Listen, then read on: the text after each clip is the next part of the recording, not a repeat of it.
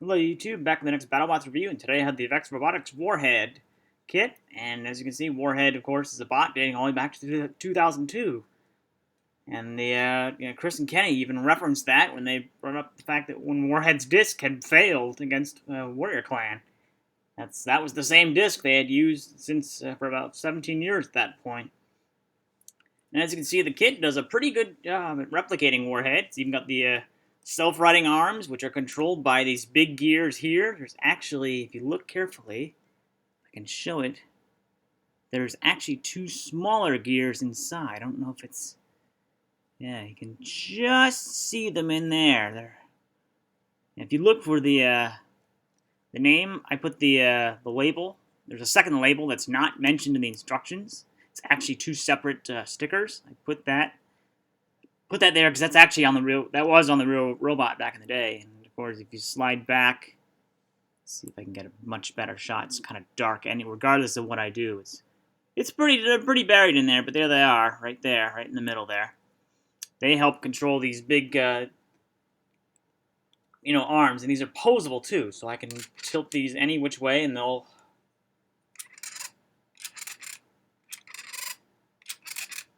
It's pretty cool. I mean, you can pose them in any direction you want. You can put them like this, put them like this. Mine obviously didn't quite line them up properly. And yes, the disc will spin. I will get into that shortly, but it's a little bit different than how I've shown the other kits. And of course, there's one thing I didn't mention in the last kit. Actually, before I get into that, let me show you the tail. The tail is articulated as well, so this will go back and forth. That's a really nice feature. They didn't have to do this. I mean, this would have been awesome. I'm sure these features would have been available on the RC version if there had been one. There isn't one. Byte Force is the only RC one at this point, but boy, they did a number on this. Yeah, you can tell the only thing that's kind of a deviation from this, apart from the way the weapon is designed, it's pretty close on the weapon, but here it's missing the wheel guards. Because those were completely ripped off against Minotaurs. In some ways, it's maybe a post-Minotaur Warhead here.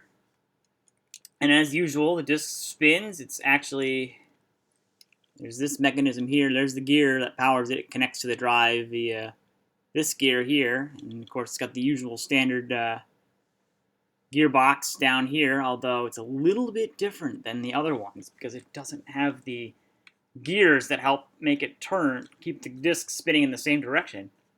Oh yeah, and of course, one thing I mentioned about, there's little teeth on here. You can see them on the underside of the disc here. There's one here, and then there's one here.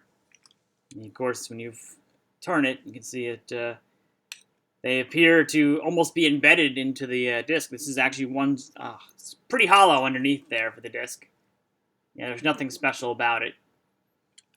But I do like that they actually made a kit in this. This kind of brings the franchise full circle by releasing a toy based on a bot from the classic series during the modern day.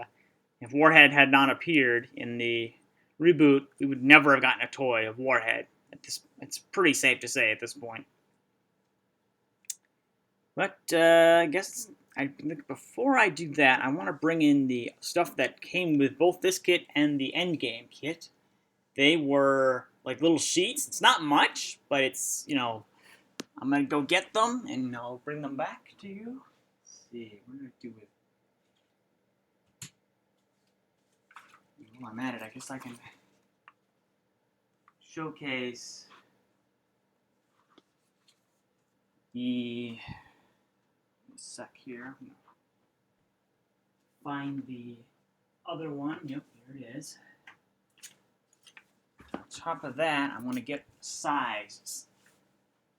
These the Minotaur Kit, I guess. Okay.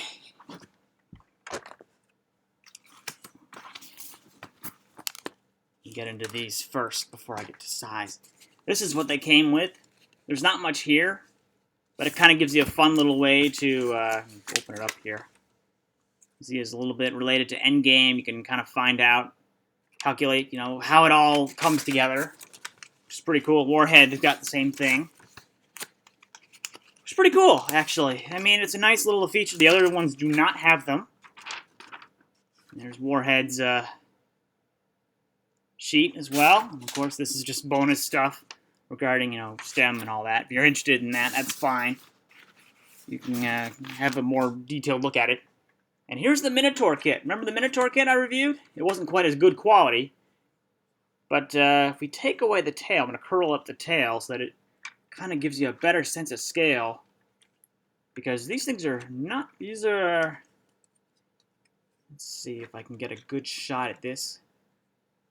Let's see... It's kind of hard to tell. It might work better with Endgame, but at the same time, I don't know. Yeah, this kind of helps, because you can see Minotaur is not much... Yeah, it kind of fits within Minotaur's main chassis there.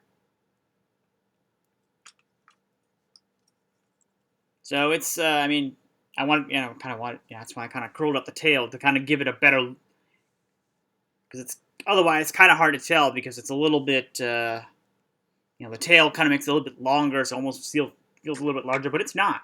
If you look at the boxes, they're a lot smaller. I mean, the Warhead kit is a smaller box. It's probably not by too much, maybe several, I'd say maybe 4 or 5 inches around. I'm not sure as a whole, but okay, that's the kit.